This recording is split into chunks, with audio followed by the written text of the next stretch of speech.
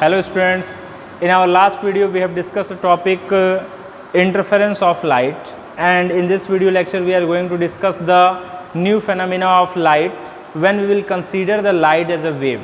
This phenomena is known as diffraction of light. You can see I have written here, this is diffraction of light. But before starting the diffraction of light, we have to remember, or we should remember, that what was the interference of light and which type of pattern we have seen after the interference. So interference was what? That due to the superposition of two waves, suppose the two waves are coming from the two sources, first source and second source, then due to the superposition or interfering the two waves, one pattern is seen on the screen, and that pattern was like this. You have seen, if you are remembering, one bright fringe, then dark fringe, then second bright fringe, then again dark fringe, and bright fringe, dark fringe. This type of pattern you have seen there in the interference on the screen, and this is known as the interference of light after the superposition of two wave. जब दो waves एक दूसरे को interfere करें तो उनकी वजह से जो pattern दिखे, that is known as interference. Now here we are going to discuss about the diffraction of light. So what is the diffraction of light? First of all, what is the definition? So the bending of light round the edges of an obstacle or an aperture is known as diffraction of light. It means when a light ray will pass through a aperture, or if a light ray or the light wave will strike on a obstacle, then it will take a round shape, a spherical shape. How? Due to the Huygens principle. Huygens have told that after passing through the every aperture, the light will behave as a secondary source, that will behave as a secondary source, and it will take a spherical shape, and this phenomena is known as diffraction of light. So once again you remember, the bending of light round the edges or the obstacle or aperture is called diffraction. Okay, now here you can see one diagram I have drawn. In this diagram I have drawn a slit here in which one aperture is given here, and the light wave is coming, plane wave front are coming towards the aperture, and after striking the slit, most of the light ray will reflected back and some part of the light will pass through this aperture, and according to the Huygens principle, the aperture will behave as a secondary source. Here the light rays means every particles of light will behave as a secondary source, and the light will take the round shape, spherical shape. Okay students, and this is the direction of propagation of light. Direction of propagation of light is always perpendicular to the direction of plane wavefront. Means suppose this is the direction of wavefront, plane wavefront, so the direction of propagation is always perpendicular to like this I have considered. So this you can see, the direction of propagation of the plane wavefront is perpendicular to its wavefronts. Okay, and the diffraction is explained by the two scientists, Fresnel and Fraunhofer. So here in this topic we are going to be discussing about the Fraunhofer diffraction due to a single slit. Fraunhofer has done an experiment and he has taken a slit, biological slit, and slit he has painted both sides with the black paint, and one small aperture he has left in the slit, and if he will see any light from that source, then he has considered that a new type of pattern on the screen. Suppose if this light ray is traveling from this slit, means plane wavefront, so after passing through this it is emerging at a spherical wavefront, and if we will keep a screen here, अगर हम यहाँ पे कोई screen रख दें, so which type of pattern we will see on the screen? So pattern on the screen will be like this you will able to see. Means central, this should be something upper, ये थोड़ा सा ऊपर होना चाहिए था. This is the central fringe, central maximum. This is known as central maximum. It means at the central position where the aperture is there, the intensity of light is too much. So this is known, and very bright fringe will form. So this is the central maximum, and after that first minimums, second maximum, secondary minimums, and like this type of pattern you will see on the screen. And this is the, actually this is the graph, means what is the graph of the pattern seen on the screen. Suppose how actually the pattern is seen. Like here we have drawn the interference pattern. So which type of pattern you will able to see on the screen after this type of diffraction take place? So that pattern will be like this, students. You see carefully which type of pattern actually you will able to see.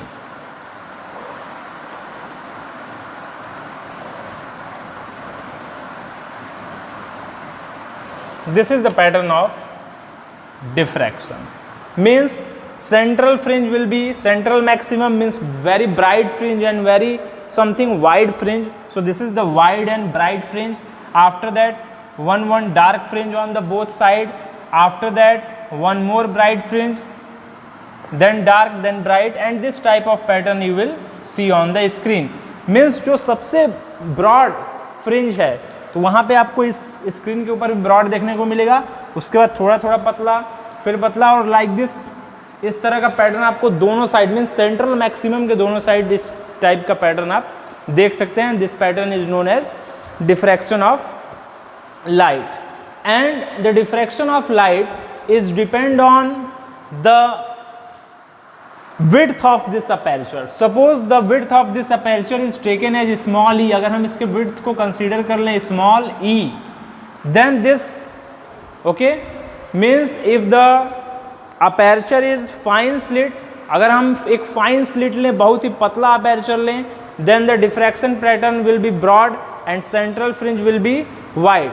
और suppose अगर हम aperture को धीरे धीरे wide ना लेके sharp ना लेके मोटा करते जाएं, if the value of E we will increase, then the diffraction pattern will be is decreasing. If we will increase the width of the aperture, then the diffraction pattern will decrease slowly and gradually. And if we will increase more the size of the aperture, then at a time the diffraction pattern will be vanished. Like this means the diffraction pattern is depend upon the width of this aperture, and this is actually depend upon the ratio of lambda by E. If the ratio of lambda by E is more, then the diffraction pattern is what? Fine, broad pattern you will see. And if this is less, then you will see, means ratio will be less, then the diffraction will be vanish or it is less. So diffraction is actually depend upon the width of the aperture. If the width of the aperture we will take fine width, then the diffraction pattern will be broader and the central fringe will be wide. And slowly and gradually if we will increase more, we will increase the width of the aperture, then slowly and gradually the diffraction pattern will decrease, and at a time the diffraction will totally vanish. Okay, now in this explanation the Fraunhofer has done an experiment due to the geometrical setup, and he has find the angular width and central maximum. So the geometrical arrangement of the Fraunhofer diffraction and how to find the angular width of the central maximum.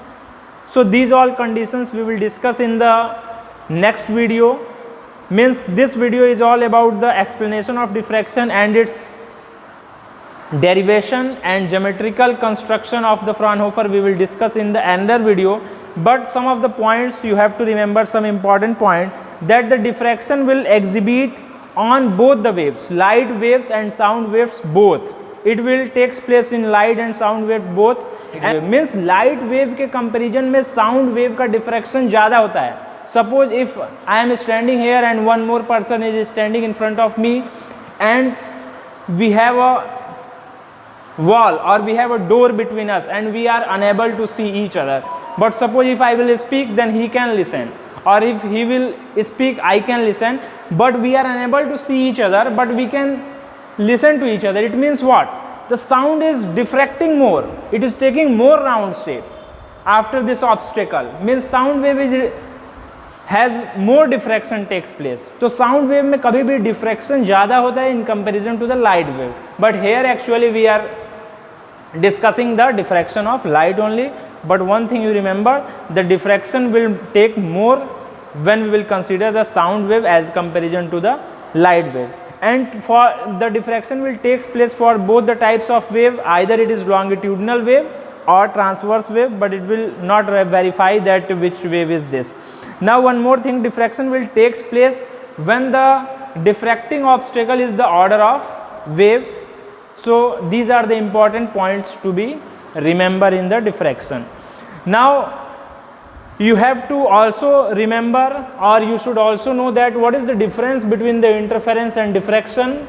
So interference we have discussed in our previous video, so you remember the differences also. Interference is due to the superposition of light wave. One difference you can write the definition, and second is diffraction is due to the interference of secondary wavelets coming from the different point of the same wavefront. Second difference you can write, interference fringes may or may not be of the same width, means interference fringes are of the actually of the same width, but in the diffraction pattern the fringes are not of the same width, the width of the fringes are different in the diffraction pattern. In interference pattern all the fringes are of the same intensity. If the width of the fringes are same, it means the intensity of light of the interference pattern or intensity of light of all the fringes are same, but in the diffraction pattern the intensity of light of all the fringes are never same. So these are the difference between the interference and diffraction, you will remember. And next its geometrical construction and derivation we will discuss, and angular width in the next video. Thank you.